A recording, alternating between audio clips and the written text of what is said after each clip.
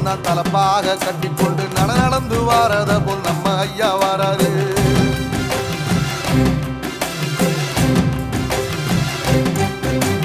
கர்ணன் கொடுத்தது என்ன, சீதக்காரி இறந்தது என்ன, ஐயா உசுறு வர அள்ளி அள்ளி தருவாரு.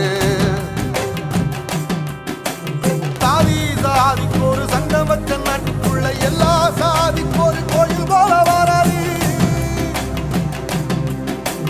இல்லை என்பதையே இல்லாம செஞ்சவர் தென்பாண்டி கேரளா தெருமேல வராது.